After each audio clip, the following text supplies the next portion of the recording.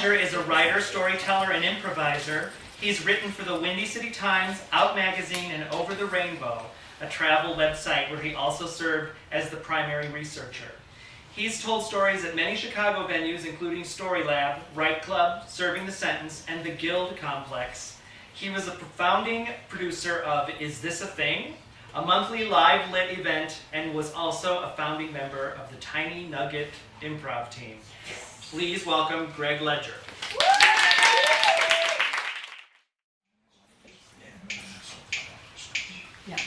This is the time I like the most. With no clouds in the sky, I can almost see the heavenly host.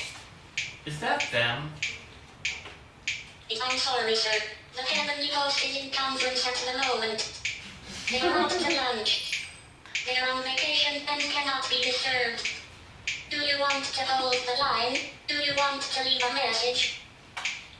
No, thanks. This is the time I like the least. There's no air in my lungs. I can almost feel the beast. The beast. The beast is about so tall. The beast is about so wide. The beast smiles. He speaks. He says, Hi. Hi. What's your name? What's your name? How old are you? How old are you? Where did you go to school? Where did you go to school?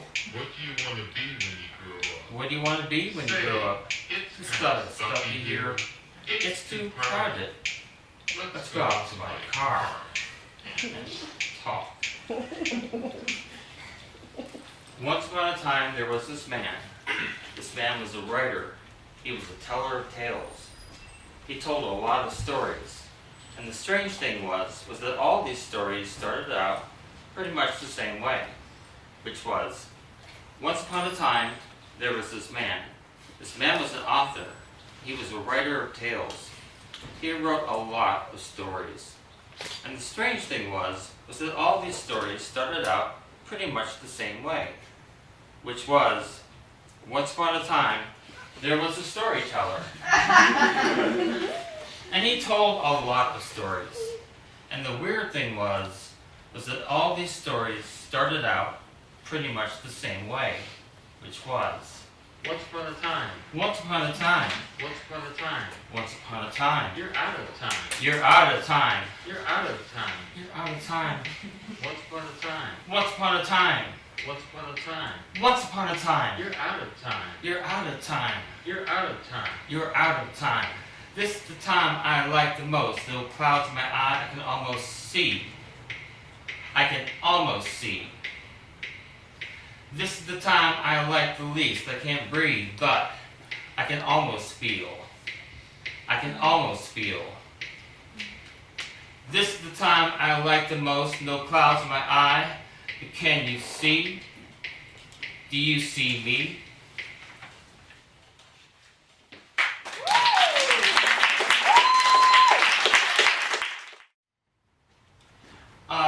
In lieu of actual stars,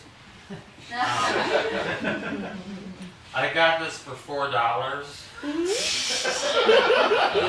and it came all the way from China in a thin bag. So, let's see if we can get that going.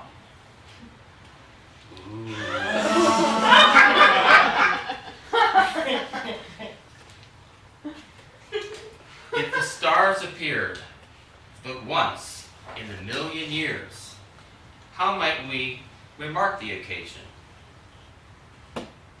There would have to be a date, arbitrarily chosen, upon which would occur a ritual celebration. All the workers and lower-level management would get the day off.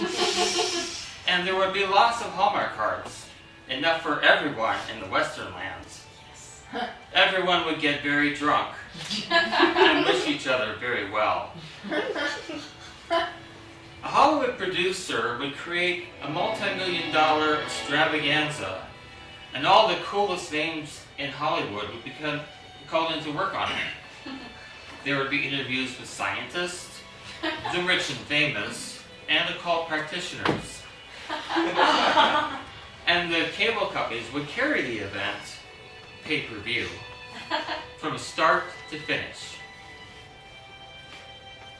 Most items in the stores would have their prices slashed by 20, no, 30, no, 50%. And there would be official t-shirts, bumper stickers, and toilet seat covers. There would be huge piles of litter in the streets. Broken wine cooler bottles, party favors, and human refuse, which would be swept into landfills or burned at sea. A terrorist organization would choose that moment to attack the embassy of an oil-producing nation. And of course the poor would celebrate in their own way. If the stars appeared but once in a million years, how might we wonder about the mystery of things?